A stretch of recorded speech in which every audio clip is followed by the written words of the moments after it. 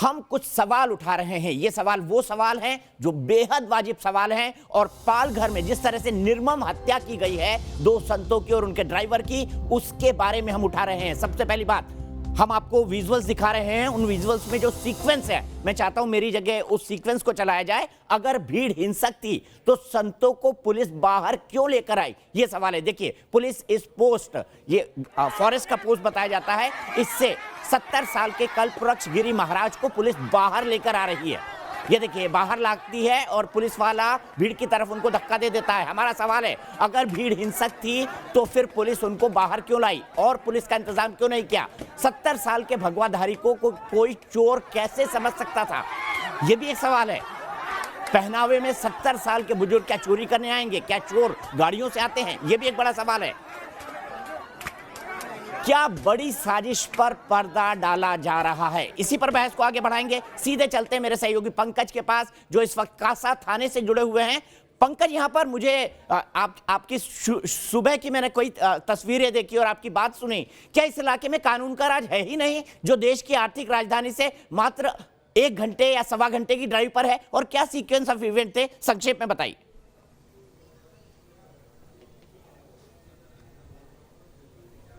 जी बिल्कुल, देखिए, सबसे बड़ी परेशानी यही है कि यहाँ पर कानून व्यवस्था जो है वो बिल्कुल ना के बराबर है। क्योंकि हमने खुद पुलिस वालों से जब बात की तो उनका ये कहना था कि हम उस इलाके में जाने से डरते हैं। जो पुलिस वाले वहाँ गए थे, वो गए तो थे उनकी हिफाजत करने के लिए, पर खुद की हिफाजत करते हुए वहाँ पर नजर आए। अभी भी जो पुलिस वाले यहाँ पर गए हैं, हम पुलिस वालों के साथ ही यहाँ तक आए हैं, आपको दिखाते हैं। सबसे पहले ये दादरा नगर हवेली का ये बॉर्डर है और यहाँ से महज 5 किलोमीटर दूर है वो गढ़ चिंचले, वो गांव जहां पर ये पूरी घटना हुई है। और पुलिस वालों के साथ हम यहां तक पहुंचे हुए हैं। पुलिस वालों का कहना है कि जब उन लोगों को गिरफ्तार करने के लिए अधिक पुलिस बल जो वहां पहुंची, उनकी गाड़ियों को जलाने की कोशिश की गई। और पुलिस वालों का यह भी कहना था कि जिस तरह की आवाज़ें निकाली जा रही थी, जैसे कोई नक्सल इलाके में आवाज़ निकाला जाता है, इशारा दिया जाता है आवाज़ों को निकाल के, वैसे आवाज़ चारों तरफ गूंज रहे थे। हम घबरा गए थे, हमें नींद नहीं आई रात भर। तो ये पुलिस का बयान है। तो आप खुद अंदाज़ा लगा लीजिए कि जहाँ पर पुलिस खुद इतनी घबराई हुई थी, वो किसी और की रक्षा भले क्या करती। जहाँ तक उस फॉरेस्ट के उस पोस्ट का सवाल है, तो पुलिस का ये कहना है कि उस पोस्ट को भी गांव के लोगों ने घेर कर रखा था और पुलिस उन्हें बाहर नहीं निकाल रही थी, बल्कि वो खुद पुलिस का हाथ पकड़े हुए बाहर निकल रहे थे। क्योंकि पीछे से उन्हें लगातार उन पर हमला किया जा रहा था, उन्हें मारा जा रहा था, और वो उस उम्मीद में पुलिस का हाथ थामे हुए थे कि आप हमें बचाइए इस भीड़ से। लेकिन पुलिस वाला अपनी जान बचाता हुआ दिखाई दे रहा है और हाथ छुड़ाकर वो बगल हो गया। तो अपने आप में बड़ा सवाल है कि जिन पुलिस वालों को वहां पर उनकी रक्षा के लिए भेजा गया था, वो पुलिस वाले अपनी रक्षा करते नजर आए। हालांकि अभी की अगर बात करें तो उस पूरे इलाके को छावनी में तब्दील कर दिया गया है। बड़ी तादाद में पुलिस के बल वहां पर तैनात कर दिए गए हैं और इस पूरे मामले में 110 लोग गिरफ्तार हो चुके हैं। और कहा जा रहा है कि करीब 500 लोग वहां पर थे और भी आगे गिरफ्तारियां हो सकती है। नाबालिग लोगों का सवाल है तो 9 लोग जो गिरफ्तार हैं, उनमें सिर्फ 9 लोग जो हैं वो नाबालिग हैं, बाकी सब बालिग हैं। और ये सब आदिवासी समाज के लोग हैं, लेकिन इन्हें आदिवासी कहना गलत होगा। ये किसी नक्सल की तरह जो है वो अटैक करते हैं। इसके पहले भी इस तरह के अटैक वो कर चुके हैं। एक रास्ते से अगर आप गुजरते हैं तो पीछे का रास्ता जो है वहां पर पत्थर बिछा दिया जाता है, वहां से आप निकलने की कोशिश करते हैं तो आगे पत्थर बिछा दिया जाता है। इस तरह से पूरी प्लानिंग के साथ ये काम करते हैं और इसी तरह से उन्होंने पहले भी इस तरह के हमलों को अंजाम दिया हुआ है। लिहाजा पुलिस खुद यहां पर डरी हुई है। अभी की बात करें तो पुलिस जरूर यहां पर बल के साथ यहां पर। ठीक है पंकज, मैं इसी सवाल को लेकर सीधे जाऊंगा प्रेम शुक्ला जी के पास। प्रेम शुक्ला जी, देश की आर्थिक राजधानी से 60 से 80 किलोमीटर दूर कानून व्यवस्था का कोई नाम नहीं। पुलिस वाले डरे हुए हैं, वहां के आदिवासियों से पुलिस वाले तक वहां नहीं जा पा रहे हैं। क्या सरकारें इकबाल पर चलती है? कानून का सम्मान और भय दोनों होना चाहिए। किस राज का परिचायक है ये, अगर ऐसा हो जाता है? देखिए पूरी तरह से लीपा पोती का मामला है। अब पुलिस जो है कह रही कि हम वहाँ जा ही नहीं सकते, हम डरे हुए हैं। साहब, जो एफआईआर है उस एफआईआर में मिस्टर काले लिखते हैं, जो वहाँ के थाना प्रभारी है कासा पुलिस थाने के, कि मैं वहाँ पर गया, गाड़ी लेकर गया, 3 अधिकारियों के साथ गया, इनके पास हथियार थे, वीडियो दिखा रही कि उनके हाथ में सौंप दिया गया। प्रसंग बता रहा है वहाँ का कि कल्पवृक्ष गिरी जी महाराज जी का जो भूमि को लेकर एक सज्जन के साथ मुकदमा चल रहा, तो पहले उनकी भूमि कब्जा करने का प्रयास हो चुका था। कल्पवृक्ष गिरी जी महाराज जी स्वयं नोमैडिक ट्राइब से आते हैं, गोसावी समाज के हैं, और जब उनको पुलिस ये कह रहे चोरी के डर से पकड़ लिया, तो चोरी के डर से पकड़ लिया भाई साहब, तो आप कृपा करके बताइए, जब आपने परिचय दे दिया, पुलिस ने ले लिया, और पुलिस लेकर भागने का प्रयास कब की? तो ऐसा कुछ नहीं वहां पर। और ये जो कह रहे हैं फायरिंग कर दी, ये कर दिया, वो कर दिया, साहब FIR में कहाँ दर्ज है फायरिंग का जिक्र? और उनकी आंखें निकाल ली गई। उसके बाद आप जो है, अगर इतना बड़ा नक्सली हमला हो गया, तो जब तक दीपक चौरसिया जी और हमारे जैसे लोग सक्रिय नहीं हुए, तब तक पुलिस प्रशासन सोया क्यों रहा? उद्धव ठाकरे जी क्या कर रहे थे? गृह मंत्री जी क्या कर रहे थे? DGP महाशय क्या कर रहे थे? SP महाशय क्या कर रहे थे? SP महाशय उसको चोरी का मामला मान के रफा दफा करने का प्रयास क्यों किया? ये कल रात से मामला क्यों उठा? उसके बाद पुलिस क्यों पहुंच रही है वहां पर? ये सब भी बातें हैं ना। तो आप जो है कृपा करके बताइए कि उनका कल्पवृक्ष गिरी जी के महाराज की जो भूमि का मामला था, उससे कोई लेन देन है क्या? इस कोण की जांच क्यों नहीं की जा रही है? उनकी आंखें निकाल दी गई चाकू से, उनको पुलिस सौंपते हुए दिखाई दे रही है, पुलिस लेकर भागने का कोई प्रयास करती है, और पुलिस ने अगर फायरिंग की है तो FIR में उसका दर्ज क्यों नहीं है? भाई जगताप जी जवाब, FIR जो स्वयं काने साहब, भाई जगताप जी जवाब संक्षेप में दीजिएगा, फिर मैं बलवीर सिंह जी के पास जाऊंगा। जी बिल्कुल बिल्कुल दीपक जी ऐसा है कि की थी वहां पे, FIR की कॉपी भेज देता हूं मैं आपको। हाँ, प्रेम शुक्ल जी जो कह रहे हैं, मैं उनको सिर्फ बताना चाहता हूँ, ये वक्त किसी भी प्रकार की राजनीति करने का नहीं है। ये वक्त एक साधु महात्मा की हत्या हुई है, कोई बात नहीं जो भाई जी। ये इसमें जो हम जितना ज्यादा संवेदना व्यक्त करें वो ज्यादा अच्छा रहेगा। रही बात, मैंने ये बात कही, फायरिंग वहां के DYSP जो है उन्होंने की, और पुलिस कोई भी फायर करती है तो उसका रिकॉर्ड करना पड़ता है। ऐसा नहीं है कि हवा में किसी को अच्छा लगा, वो फिल्मों के जैसी फायरिंग नहीं होती है, तो उसका रिकॉर्ड है। आप SP से बात करिए। रही बात, ये बात बिल्कुल सही है, उन इलाकों में इस तरह की पहले भी बहुत सारी घटनाएं हुई हैं, और ये बात भी सही है कि ये बहुत ही 400-500 का वायलेंट जो मॉब रहा, उसको लेके इनके पास एडिक्वेट फोर्स नहीं था। जो फोर्स था उसको लेके उन्होंने कोशिश की, और भी उन्होंने मंगाने की कोशिश की, लेकिन जैसे मैंने कहा ये बहुत ही अंदरूनी इलाका है, और वहां से SP गौरव सिंह जी से मैंने बात की, उनको आने में 2 घंटे लगे। ये सारी हकीकत है, इसका कोई भी हम लोग समर्थन कोई भी नहीं कर सकता और ना ही करना चाहिए। लेकिन ये घटना घटती है 16 तारीख को रात को, 48 घंटे में 110 लोगों को अरेस्ट किया जाता है, उसमें सिर्फ 9 नाबालिग है, बाकी सारे बालिग है, और भी लोगों की अरेस्ट होगी। आज पुलिस ने पूरा उनका महकमा लेके उस सारे हलके को, उस सारे इलाके को घेर लिया है, और एक एक को चुन चुन के वो लोग निकालेंगे, और जो लोग इस बड़ी घटना में, इस अमानवीय घटना में जो इन्वॉल्व है, उनको अरेस्ट की जाएगी। इसके लिए कोई आशंका नहीं होनी चाहिए। आपको पता है दीपक जी कि यहाँ जो पंजाब में घटना हुई, अब एक इंस्पेक्टर की वहां हाथ काट दिया गया, तो ये इस वक्त लॉकडाउन के दरमियान किस प्रकार के घटनाएं पूरे देश में, चाहे यूपी में हो, चाहे नोएडा में हो, चाहे मुंबई में, ये पालघर में हो, चाहे कहीं, इस तरह की घटनाएं सारी हो रही, जो अच्छी नहीं है, जिसका बिल्कुल उसकी निर्वचना करना चाहिए, उसका बिल्कुल कंट्रोल करना चाहिए, जो मैं कर रहा हूं। लेकिन ये बात बता दूं, 48 घंटे में जो ये कह रहे हैं हमारे मित्र जो प्रेम शुक्ल कर रहे हैं, ऐसा नहीं है, ये उठाने के बाद अरेस्ट हुई। 48 घंटे में, मैं कह रहा हूं 48 घंटे में ये सारी अरेस्ट हुई है। ठीक है,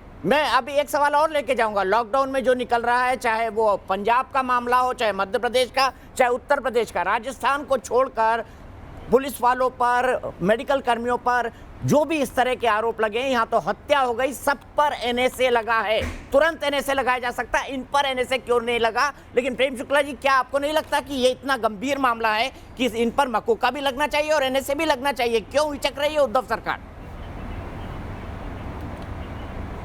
अगर वो नक्सलाइट है तो मकोका लगाना ही चाहिए, क्योंकि नक्सलाइट तो गिरोह होता है, तो मकोका अब तक क्यों नहीं लगाया? दूसरा आपको बता रहा हूँ, इनकी संवेदनशीलता की लिमिट। जो सुशील गिरी जी महाराज जी की हत्या हुई है, सुशील गिरी जी महाराज जी मेरे गांव से 1 किलोमीटर की दूरी के रहने वाले हैं। उनका नाम शिव नारायण दुबे है। उनका परिवार 17 तारीख से ही ये कह रहा है कि भाई हमको उनके यहाँ जाने की, जहाँ पर उनका पार्थिव है, परमिशन दे दीजिए। ये DHFL के लोगों को 23 लोगों को जो नोट पहुंचाता है उसको स्पेशल परमिशन देते हैं। और शिव नारायण दुबे के परिवार वालों को जो सुशील गिरी जी हो गए हैं वो मुंबई में मौजूद है, उनका नंबर भी मैंने लोगों को भेजा है, उनको परमिशन तक नहीं दी जाती है। क्या संवेदनशीलता की बात करेंगे? और आप जो है उनकी आंखें निकाल दी जा रही, पीटा जा रहा है, मारा जा रहा है, लेकर भागने का वहां से प्रयास नहीं करते हैं। और फिर आप किसी तरह की जांच का उनकी पुलिस, जो लोग कहते हैं कि हम घुस नहीं सकते, वही लोग उस गांव में जाकर लोगों को अरेस्ट कर लाए। यानी लोगों ने सरेंडर किया तो क्या असली अभियुक्त है? ये बिल्कुल जो है लीपापोती का मामला है। इसमें जो है राजनीतिक कार्यकर्ता संलिप्त है। इसमें जो है इसमें पूरी तरह से लीपापोती। भगवा वस्त्र पहने भगवा आतंकवादी कहते थे पिछले कार्यकाल में, अब भगवा पहनने वाले की हत्या होगी। और सचिन सावंत जो उनके प्रवक्ता हैं, पिछले चैनल पे मेरे साथ थे, उन्होंने कहा भगवा वालों पर लोगों का विश्वास ही नहीं है इसलिए लोग मार रहे हैं। तो ये तो इनकी संवेदनशीलता है। कांग्रेस का प्रवक्ता सचिन सावंत वो एक चैनल पे कहते हैं कि भगवा पर लोगों का विश्वास नहीं है इसलिए लोगों ने मार डाला। दूसरी तरफ जो है लीपापोती का मामला है। भाई जगताप जी कहते हैं कि गांव में पुलिस पहुंच गई है। अरे साहब, जिस गांव में पहले पुलिस नहीं जा पाती थी उसी गांव में बिना पैरामिलिट्री फोर्स पहुंच गई। और स्वयं जो है FIR में थाना प्रभारी लिखता है कि उसमें से 5 लोग मेरे परिचित थे। FIR की कॉपी देख लीजिए। FIR कहते मेरे परिचित थे।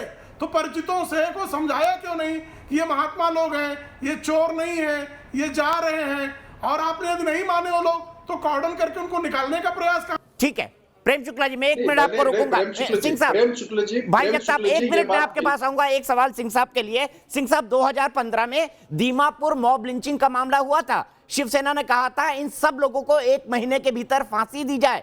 उद्धव ठाकरे जी का बयान था। कहां गए उद्धव ठाकरे के वो तेवर इस मामले में? फांसी देने की बात तो दूर, उन्होंने NSA और मकोका तक नहीं लगाया जो नक्सल की तरह गिरोह बनाकर 2 साधुओं को और उनके ड्राइवर को मार देते। बताइए कहां गए उद्धव ठाकरे के ये तेवर? सिंह साहब। दीपक जी, राजनीति मेरा विषय नहीं है, लेकिन सिंह साहब, मैं आपसे नहीं, मैं माफ कीजिएगा, ये सवाल बलवीर सिंह जी के लिए है। विक्रम सिंह जी आपके लिए नहीं, बलवीर सिंह जी के लिए, शिवसेना की तरफ से। मैं आपके पास आ ही रहा हूं उसके बाद। बलवीर सिंह जी बताइए। देखिए, जहाँ तक बात NSA की बार बार आ रही है, NSA एक निरोधात्मक कार्रवाई है। वो कोई सजा की धारा कार्रवाई नहीं है, एक्ट नहीं है। उसमें एक हफ्ते तक DM को निरोधात्मक कार्रवाई का आदेश देने का अधिकार है। 1 महीने तक सरकार को, और एडवाइजरी कमेटी अगर अप्रूव कर दे तो 1 साल तक वो जेल में रह सकता है।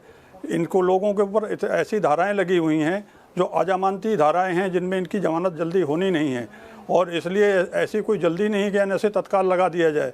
सर, ये तो सीरियसनेस दिखाता है। अगर ये ऐसी संभावना दिखाई देगी दिखाता है सरकार का देते हैं, सरकार और बेल से बाहर आना चाहते हैं ये, तो उन पर NSA लगा दिया जाएगा जी। पर लगा क्यों नहीं? मैं यही तो पूछ रहा हूँ सर। आप जब उद्धव ठाकरे 2015 में दीमापुर के लिए कहते हैं कि 1 महीने में दोषियों को फांसी पर चढ़ा दिया जाए, 1 महीने में, और जब खुद मुख्यमंत्री हैं तो उन लोगों पर NSA नहीं लगाया जो गिरोह बन के, जो पुलिस हैंडओवर कर रही है कि मार डालो कल्पवृक्ष गिरी महाराज को और दूसरे छोटे गिरी महाराज को। नहीं, हैंड ओवर करने वाली बात सही नहीं है, लेकिन यह है कि उन्मादी भीड़ द्वारा पुलिस को ओवर पावर करके अभियुक्तों को छीन लेने वाली घटनाएं देश में बहुत हुई हैं। अभियुक्त कहाँ है सर? वो तो साधु संत हैं, शब्द तो चयन करिए ठीक से। अभियुक्त कहाँ बोल रहे हैं आप उनको? संतों को अभियुक्त कैसे बता सकते हैं आप? नहीं, अभियुक्त मैं उनको बोल रहा हूँ जिन्होंने मारा है, उनको बोल रहा हूँ कि जिन लोगों ने ओवर पावर करके घटना कर दी। समझ आता है? फिर मैं भाई जगताप जी से और प्रेम शुक्ला जी से आखिरी कमेंट लूंगा। होती रहती हैं। दीपक जी, मैं तो स्तब्ध हूं अपने मित्रों के जवाब को देख करके, जिसका ऐसा उत्तर होना चाहिए कि शासन प्रशासन की कहर बन के टूट पड़े और एक वज्रपात हो गया अपराधियों पे। वो संदेश तो मुझे आपके प्रोग्राम में दिख ही नहीं रहा है, बल्कि कालांतर में भविष्य के गर्भ में जब कार्रवाई होगी देखा जाएगा। कोई जल्दी नहीं है। हकीकत यह है कि अगर शासन प्रशासन गंभीर होता तो अब तक वो गांव छावनी बन गया होता। NSA के अंतर्गत कार्रवाई हो चुकी होती, मकोका की कार्रवाई प्रस्तुत हो गई होती, और चल अचल संपत्ति की कुर्की की कार्रवाई हुई। ये सब ऐसी चीजें नहीं है कि जो मैं कल्पना शक्ति की उड़ान से बता रहा हूं। ये वो कार्रवाई है जो मैं कर चुका हूं, और दोबारा वहां पर दशकों तक दुस्साहस नहीं किया लोगों ने, क्योंकि इस प्रकार की घटनाओं की पुनरावृत्ति FIR में पुलिस का ये इंगित न करना कि गोली उन्होंने चलाई, दूसरा ये कह देना कि जो आरोपी थे वो जान पहचान के थे, ये बात मामले को बड़ा संदिग्ध बना रहे हैं, क्योंकि FIR बड़ी त्रुटिपूर्ण हो गई फायरिंग की और FIR में अंकित नहीं है। जान पहचान वाले थे अगर आरोपी, तो आपने क्या कार्रवाई की? आपने वायरलेस करके अतिरिक्त पुलिस बल क्यों नहीं मंगाया? ये बड़े सवाल है दीपक जी, जो कि कम से कम मेरे गले के नीचे से नहीं उतर रहे हैं। भाई जगताप जी, महाराष्ट्र पुलिस बड़ी अच्छी पुलिस है और देश में उसका नाम है व्यवसायिक दक्षता में। ये कैसे हो गया, मेरी समझ में नहीं आ रहा है। भाई जगताप जी, आपने कहा कि ये ऐसा इलाका है, मैं भी आदिवासी इलाके से आता हूं, आपके यहाँ से लगभग 400 किलोमीटर दूर महाराष्ट्र और मध्य प्रदेश की सीमा पर मेरा गांव है। वहां पर भी आदिवासियों के बड़े पेटी क्राइम होते हैं, लेकिन पुलिस की अपनी एक रणनीति होती है। वो कभी ट्रक को लूट लेते हैं, कभी किसी को लूट लेते हैं। वहां पर पुलिस एक स्पेशल ड्रिल करती है, कॉन्वॉयज में गाड़ियां निकलती हैं, वहां पर पुलिस स्पेशल निगरानी रखती है, चाहे वो महाराष्ट्र की हो चाहे मध्य प्रदेश की हो। यहां तो किसी भी तरह के प्रोसीजर का कोई पालन किया ही नहीं गया। दीपक जी, ऐसा है कि सबसे पहले मैं बता दूं कि ये जो डीजी साहब या डीआईजी साहब, डीजीपी साहब विक्रम सिंह बड़े डेकोरेटेड ऑफिसर हैं अपने जमाने के। जी, बिल्कुल बिल्कुल बिल्कुल, उनका पूरा सम्मान करते हुए मैं बिल्कुल उनके एसओपी में मैं कहने वाला कौन होता हूँ, मेरा कोई अधिकार नहीं है। वो जो कह रहे हैं उस बात को अगर हम सही भी माने और सही भी होगा, लेकिन ये प्रोसेस करने की अपनी एक स्टैंडर्ड ऑपरेटिंग प्रोसेस है ही। चाहे वो एनएससी का मामला हो, चाहे वो मकोका का मामला हो। महाराष्ट्र में मकोका है, बहुत सक्षम है, लेकिन उसकी एक प्रोसेस होती है, वो होगी ऐसा मुझे यकीन है, क्योंकि सम्माननीय सीएम उद्धव जी ठाकरे इस बात को ऊपर बिल्कुल ये है। हमारे जो गृह मंत्री है अनिल जी देशमुख और पवार साहब भी इसमें ध्यान दे रहे हैं, तो ये होगा, मुझे पूरा यकीन है। लेकिन मैं एक बात बता दूं, जहां तक भीड़ का सवाल है, 5 लोग अगर वहां उसमें पंजाब में इतना बड़ा आतंक मचा सकते जो आपने दिखाया, और जिसकी निंदा जितनी हम करें कम है। आज 400-500 का मॉब जिस ढंग से वहां इकट्ठा हुआ और जिस ढंग से एक छोटे फोर्स को लेके पुलिस ने अपना काम किया, वो मेरे ख्याल से इस वक्त तो शायद कोई उसकी सराहना नहीं करेगा, और सराहना करने के लिए मैं नहीं कह रहा हूं, लेकिन अपना फर्ज अदा करते हुए शायद उन लोगों ने कोशिश तो जरूर की। इस बात को हम नजरअंदाज नहीं कर सकते दीपक जी। हाँ, एक बात सही है कि सीएम साहब उद्धव जी ठाकरे और अनिल जी देशमुख जी ने कहा भी है, इसमें और भी तहकीकात होगी, जो कड़े से कड़े कदम उठा सकते हैं, प्रेम शुक्ला, जो भी कोई वहां दोषी है उसके ऊपर बहुत ही बड़ी वहां कार्रवाई होगी। जो भी, चाहे वो फिर कौन सा भी ये हो, चाहे वो मकोका हो, चाहे बाकी। आदरणीय भाई जगताप जी ने सिर्फ गैलेंट्री की सिफारिश नहीं की है, कासा पुलिस स्टेशन के लोगों को जिन्होंने संतों को हत्यारों के हाथ में सौंपा, सिर्फ गैलेंट्री की सिफारिश नहीं की है, उनकी इतनी प्रशंसा कर दी। तो ये साफ साफ बता रहा है कि इनका स्टैंड क्या है, लीपापोती के स्टैंड पे है। अरे भाई, उसको हम सिर्फ क्या करें, हम करें कि हाई लेवल इंक्वायरी कर दीजिए, बड़े इन्वेस्टिगेशन एसआईटी बना दीजिए। जब नक्सल एरिया है, लोकल पुलिस जा नहीं सकती है, डरती है, वहां उसने पुलिस के हाथ में, आप देख रहे हैं वीडियो दिखा रहा है कि सौंप दिया है। तो साहब कृपा करके हम तो यही कह रहे हैं ना कि आप एक एसआईटी बना दीजिए, कोर्ट मॉनिटर्ड। और उद्धव जी तो स्वयं कहते रहे ना कि 1 महीने फांसी दे दो, एसआईटी बना दो, 1 महीने में चार्जशीट फाइल कर दो, फास्ट ट्रायल कोर्ट में ला दो, न्याय कर दो। हम और क्या मांग रहे हैं? हम इसमें और कुछ नहीं मांग रहे भाई जगताप जी। आदरणीय उद्धव ठाकरे जी जो मांगे करते रहे हैं, उन्हीं मांगों को एक न्याय देने की हम बात कर रहे हैं। और हम न्याय देने की बात कर दें तो इस पर आप कहते हैं कि हम राजनीति कर रहे हैं। अरे साहब, अगर आप जो है पुलिस वालों के एफआईआर, अगर गोली चलाई तो एफआईआर में दर्ज होना चाहिए। क्यों नहीं एफआईआर तक ठीक से जो थाना नहीं दर्ज कर पा रहा हो, और जो एसपी उस पर जो है चोरी का मामला मान ले रहा हो, वो कैसे जांच करेंगे? यही तो हम कह रहे हैं। ठीक है भाई जगताप, 10 सेकंड आपके पास है, मुझे प्रोग्राम क्लोज करना है, लेकिन मेरा क्लोजिंग कमेंट अभी बाकी है। भाई जगताप जी। नहीं, मैं प्रेम शुक्ला को यही कहना चाहता हूँ, वो इस महाराष्ट्र में रह चुके, खुद पत्रकार रहे, वरिष्ठ पत्रकार रहे, वो बखूबी जानते हैं। मैं इसलिए कह रहा हूँ कि ये वक्त राजनीति करने का नहीं है, क्योंकि आज 110 आरोपी 48 घंटे में पुलिस ने अरेस्ट किए हैं। मैं ये नहीं कह रहा हूँ कि उनकी पीठ थपथपाओ, मैं ये कह रहा हूँ कि राज्य के मुख्यमंत्री ये कह रहे हैं कि और भी वहां लोग हैं, उनको अरेस्ट की जाएगी, उनके ऊपर क्रैकडाउन किया जाएगा, उनके ऊपर जो अपने संविधान के तहत और ठीक प्रोसेस है, के मैं आपको तहत यहीं रोकूंगा। जो भी धारा है वो लगाई जाएगी और ठीक उसको है कड़ी भाई से कड़ी जगताप सजा जी, दी मैं जाएगी। आपको यहीं रोकूंगा, लेकिन सवाल ये होता है कि जब आप सत्ता में नहीं होते हैं और सत्ता से बाहर होते हैं तो कुछ अलग मांगे करते हैं, और जब सत्ता में आ जाते हैं तो उन मांगों पर, अपने ही कमिटमेंट पर खुद आदमी खरा क्यों नहीं उतरता। यहां पर दो बड़ी चीजें हैं जो इस शो से निकलकर सामने आई हैं। पहली बात ये कि राज्य सरकार के प्रतिनिधियों का, उन पार्टियों का जिनकी राज्य सरकार है, उनका यह मानना है कि पुलिस ने अपनी तरफ से उनको बचाने की कोशिश की, लेकिन जो कोशिश थी वो नाकाफी थी। पुलिस ने किसी भी समझदारी का परिचय नहीं दिया। पुलिस के ऊपर भी कड़ी से कड़ी कार्रवाई होनी चाहिए, दोषियों के खिलाफ एनएसए लगना चाहिए, और इसकी कोर्ट मॉनिटर, कम से कम सुप्रीम कोर्ट मॉनिटर, एक स्पेशल इन्वेस्टिगेशन होनी चाहिए। आखिर साधुओं को चोर समझने की अफवाह ने ऐसा क्या फैला दिया उस रिमोट इलाके में कि 2 साधुओं की हत्या हो गई और साथ ही साथ एक अन्य उनका ड्राइवर मारा गया। बेहद ही दुखद है, शर्मनाक है। हम 2020 के अंदर हैं, और अगर हम 14वीं शताब्दी या 16वीं शताब्दी की तरह हमारे देश के कुछ लोग बिहेव करें तो हमें इसे कतई जायज नहीं ठहराना चाहिए, और आगे ऐसा ना हो इसके लिए कड़े कदम उठाने चाहिए। मुझे तकलीफ उन लोगों से भी है जो मॉब लिंचिंग के वक्त अवार्ड वापसी करते हैं, लेकिन इस पूरे मामले पे ये तथाकथित लिबरल सेक्युलर लोग खामोश हैं।